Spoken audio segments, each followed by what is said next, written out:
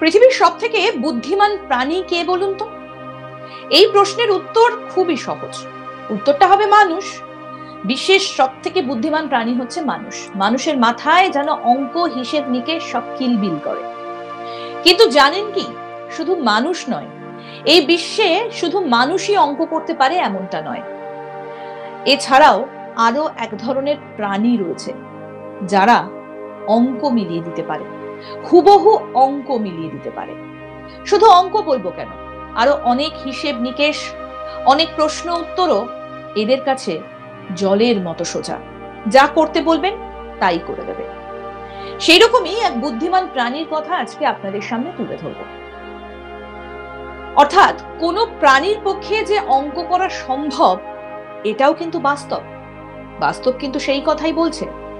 বিশেষজ্ঞরা পরীক্ষা করে দেখেছেন যে সেই প্রাণী হচ্ছে পায়রা। পায়রাও অঙ্ক করতে সিদ্ধহস্ত। এমনকি বাঁদররা যে অঙ্ক বুঝতে পারে, পায়রা তার ছোট্ট মাথা নিয়েও সেটাই বুঝতে পারে। কেন বাঁদরের কথা বললাম? কারণ একটা সময় মনে করা হতো যে হনুমান বা বাঁদরই নাকি মানুষের পূর্বপুরুষ, তাদের থেকেই আস্তে আস্তে আমাদের সৃষ্টি হয়েছে, এমনটাও কিন্তু মনে করা হয়। আর সেই জায়গায় দাঁড়িয়ে পায়রার মাথাতেও নাকি সমান বুদ্ধি রয়েছে। কিন্তু এটা বোঝা গেল কিভাবে? এজন্য বিজ্ঞানীরা কয়েকটা পায়রাকে নিয়ে একটা পরীক্ষা করিয়েছিলেন। আজ থেকে প্রায় 13 বছর আগে সেই পরীক্ষাটা হয়েছিল এবং সেখানে কয়েকটা ছবি পায়রাদের সামনে রাখা হয়েছিল। ছবিগুলোতে নানা ধরনের জিনিসের ছিল। এক একটি ছবিতে এক এক রকম সংখ্যার জিনিসের ছবি ছিল। দেখা যায় কম সংখ্যক জিনিসের ছবি থাকা ছবি থেকে বেশি সংখ্যক জিনিসের ছবি রয়েছে, যেটাতে পরপর সাজাতে পায়রাদের কিন্তু কোন রকম অসুবিধা হয়নি। তারা সঠিকভাবে জানতে পারে এবং সাজাতেও পারে। আর কি কি ভাবে পায়রার বুদ্ধি, পায়রার অঙ্ক করার ধরনটা এতটা সামনে এলো, সেই সম্পর্কে তো বিস্তারিত আপনাদের বলবো। আর তার জন্য পুরো ভিডিওটা আপনাদের দেখতে হবে। ভালো লাগলে লাইক করুন, শেয়ার করুন, কমেন্ট করুন। আর আজ তাক বাংলা অবশ্যই সাবস্ক্রাইব করে নিন ইউটিউব চ্যানেল, হোয়াটসঅ্যাপেও ফলো করুন। পায়রার বুদ্ধির কথা তো বলবোই, তবে টাইম ট্রাভেলের কথা আপনাদেরকে শুনিয়েছিলাম যে হিসেব নিকেশ, জটিল ধাঁধা অঙ্ক, এর মধ্যে কি সত্যি অতীতে ভ্রমণ করা সম্ভব? টাইম ট্রাভেল আসলে কি, দেখেছেন কি? যদি না জেনে থাকেন তাহলে অবশ্যই আই বাটনটা একবার প্রেস করুন আর দেখে নিন টাইম ট্রাভেল কিভাবে সম্ভব। নিচের ডেসক্রিপশনেও লিংক পেয়ে যাবেন। আমরা আবার ফিরি পায়রার বুদ্ধিমত্তার পরিচয়ে। দেখা যায় বিজ্ঞানীরা কয়েকটা ছবি পায়রাদের সামনে সাজিয়ে দিয়েছিলেন। একটার মধ্যে কম সংখ্যক জিনিস, আরেকটার মধ্যে বেশি সংখ্যক জিনিস। দেখা যায় সেগুলো দেখে দেখে পায়রারা এক জায়গা থেকে আরেক জায়গাতে যে জিনিসগুলো সাজিয়েছেন সেটা একদম ওই ছবি দেখে দেখে মেপে মেপে পরপর। একটু অসুবিধে হয়নি পায়রাদের পরপর সাজাতে ওই জিনিসগুলো, বরং সঠিকভাবে তারা সেটা সাজিয়ে ফেলেছেন। তা থেকে বিজ্ঞানীদের কাছে পরিষ্কার হয়ে যায় যে গুণে বুঝে কম থেকে বেশি বোঝার ক্ষমতা পায়রাদের অবশ্যই আছে, যা অবশ্যই তাদেরকেও হতবাক করেছিল। মানে ভাবুন, দুটো ছবি সামনে রাখা হয়েছে, একটাতে কম জিনিসের, একটাতে বেশি জিনিস, এটা সেই জিনিসগুলো সামনে দিয়ে দেওয়া হয়েছে। পায়রাগুলো কি করেছিল না, যেটাতে কম ছবি রয়েছে, কম সংখ্যক জিনিস রয়েছে, সেখানে একদম সমান অনুযায়ী কম সাজিয়েছেন। যেখানে বেশি জিনিস রয়েছে, সংখ্যায় বেশি, সেখানে বেশি জিনিসগুলো পরপর সাজিয়ে দিয়েছেন। আর এটা বোঝা গিয়েছিল যে কেবলমাত্র গম আর দানা খাওয়া একটা মামুলি পায়রা ভেবে পায়রাকে হেলায় যেভাবে মানুষ নেয়, তারা কিন্তু ততটা হেলা ফেলার যোগ্য নয়। তাদের গণনা ক্ষমতার মতো বুদ্ধি রয়েছে, আর তাতে তারা বেশ সঠিক পরিমাণে সেই অঙ্কের হিসেবটাও মিলিয়ে দিতে পারছেন।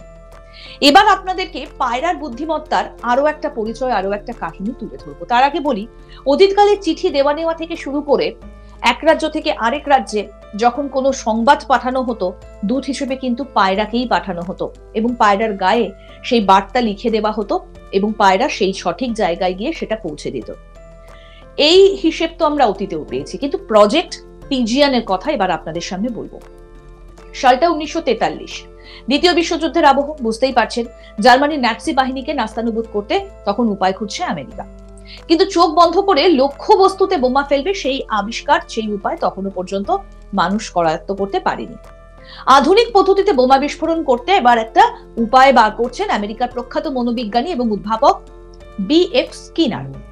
স্কিনার তখন কি বললেন যে আকাশ থেকে ঠিক জায়গায় বোমা ফেলতে একমাত্র নির্ভরযোগ্য অবলম্বন হতে পারে পায়রা। স্কিনার তার পরিকল্পনা নিয়ে আমেরিকার ন্যাশনাল রিসার্চ ডিফেন্স কমিটির কাছে যাবার পর কমিটির সদস্যরা প্রথমে পুরো বিষয়টা মানতে চাননি, যে এই প্রজেক্টের জন্য টাকা মঞ্জুর করতেও তারা অস্বীকার করেছিলেন। স্কিনার এই প্রজেক্টের নাম দিয়েছিলেন project pigeon. National research defence committee স্কিনারের এই প্রকল্প নিয়ে প্রথমে সন্দেহ প্রকাশ করলেও পরে তার যে আত্মবিশ্বাস সেটা দেখে তাকে $15,000, বর্তমানে ভারতীয় টাকায় প্রায় 21 লক্ষ টাকা মঞ্জুর করেছিলেন। এবং এর অনেক আগে থেকেই স্কিনার মনস্তাত্ত্বিক গবেষণায় কিন্তু পায়রাকে নিয়ে কাজকর্ম শুরু করে দিয়েছিলেন। খিদে পেলে পোষা পায়রাদের নির্দিষ্ট একটা সুইচ টেপাতে শিখিয়েছিলেন স্কিনার, এবং খিদে পেলে পায়রাগুলো সেখানে গিয়ে সুইচ টিপত। আর সেই কারণে প্রজেক্ট পিজিয়ান নিয়ে তিনি আরো বেশি আত্মবিশ্বাসী ছিলেন। স্কিনার জানিয়েছিলেন, একদিন হঠাৎ আকাশে পাখি উঠতে দেখে পাখি ব্যবহার করে একটা নির্দিষ্ট জায়গায় বোমা নিক্ষেপ, অর্থাৎ লক্ষ্যবস্তুতে বোমা নিক্ষেপের বিষয়টা তার মাথায় আসে। এরপর প্রশিক্ষণপ্রাপ্ত পায়রাদের দিয়ে দিক নির্দেশ যাতে করতে পারে পায়রারা, সেটার ব্যবস্থা তিনি করতে থাকেন। আর এটাই ছিল প্রজেক্ট পিজিয়ানের মূল বিষয়বস্তু। তবে এই প্রকল্প শুরুর প্রথম থেকেই স্কিনার জানতেন যে তার পরিকল্পনা যদি নির্ভুলভাবে প্রয়োগ করতে হয় তাহলে পায়রাগুলোকে সঠিকভাবে প্রশিক্ষণ দিতে হবে, যেটা অত্যন্ত প্রয়োজনীয়। এবং স্কিনার লক্ষ্য করেন যে পায়রার দৃষ্টি অত্যন্ত তীক্ষ্ণ, একই সঙ্গে বিভিন্ন কঠিন পরিস্থিতিতেও তারা খুব স্বাভাবিক আচরণ করে, আর সেই কারণেই এই কাজের জন্য পায়রা বেছে নেন স্কিনার। প্রজেক্ট পিজিয়ান নিয়ে কাজ শুরু করে স্কিনার 3টে ছোট বৈদ্যুতিক স্ক্রিন এবং 3টে ছোট পায়রা বসার ককপিট যুক্ত একটা বোমা তৈরির নির্দেশ দেন। মানে এটা ককপিট হবে বোমার উপরে, আর এই বোমার সামনের ভাগটা শঙ্কু আকৃতি করতে বলেছিলেন। এই বৈদ্যুতিক স্ক্রিনগুলো এমন ভাবে রাখা হয়েছিল যাতে রকেটের সামনের যে জায়গাটা সেটা পরিষ্কারভাবে ফুটে ওঠে, এবং স্কিনার পায়রাদের এমন ভাবে প্রশিক্ষণ দিয়েছিলেন যাতে পায়রাগুলো লক্ষ্যবস্তুকে দেখেই তারগুলোতে খোঁচা দেয়। আর 3টে পায়রাই একসঙ্গে সাড়া দেয়, তখন প্রত্যেকের মাথায় লাগানো তারগুলো যান্ত্রিকভাবে ক্ষেপণাস্ত্রটিকে নিক্ষেপ করতে সাহায্য করে। যদিও পায়রাগুলো সংকেত দিয়ে বোমা নিক্ষেপের পর সেখান থেকে কি করে তারা বেরিয়ে আসবে সেটা কিন্তু স্কিনার করতে পারেননি, সুতরাং ধরা হয় যে লক্ষ্যবস্তুতে বোমা নিক্ষেপের পর ওই পায়রাগুলোর মৃত্যুই হবে। যাই হোক, স্কিনার শেষ পর্যন্ত নিজের পরীক্ষায় সফল হয়েছিলেন, এবং পায়রাগুলো কিন্তু তারা ওই শঙ্কু আকৃতি তৈরি করা হয়েছিল বোমার সামনেটা, এবং লক্ষ্যবস্তুতে পৌঁছে তারা সুইচটা টিপেছিলেন। প্রশিক্ষিত পায়রাদের সফল হয়েছিল সেই প্রদর্শন, কিন্তু আমেরিকার সামরিক কর্তারা এই প্রকল্প নিয়ে সন্দিহান হয়ে ওঠেন এবং প্রজেক্ট পিজিয়ান মাঝপথে বন্ধ হয়ে গেলেও প্রশিক্ষণপ্রাপ্ত পায়রাগুলিকে কিন্তু নিজের কাছে রেখে দিয়েছিলেন স্কিনার। এবং মাঝে মধ্যেই সেই পায়রাগুলি দক্ষতা পরীক্ষা করতেন, এবং 6 বছর পরেও পায়রাগুলো সমানভাবে দক্ষ সেটা কিন্তু স্কিনার বারবার তার রিপোর্টে তুলে ধরেছেন। এবং এই ভেবে তিনি খুশি হতেন যে প্রজেক্ট পিজিয়ান বন্ধ হয়ে গেলেও তার পরীক্ষা কিন্তু একেবারে সফলভাবে হয়েছে। তো পায়রার বুদ্ধিমত্তা, অঙ্ক করার ক্ষমতা, এগুলো কিন্তু বহু প্রাচীনকাল থেকেই প্রচলিত, এবং পায়রা যে এত কিছু করতে একেবারে দক্ষ সেটা কিন্তু বহুদিন আগে থেকেই তার প্রমাণ পাওয়া গিয়েছিল। তো কেমন লাগলো পায়রার বুদ্ধিমত্তার কাহিনী? কখনো ভাবতে পেরেছেন দানা খাওয়া ছোট্ট প্রাণী যার ছোট্ট মাথা, তার মাথায় এত বুদ্ধি, এত কিছু ধরে রাখতে পারে?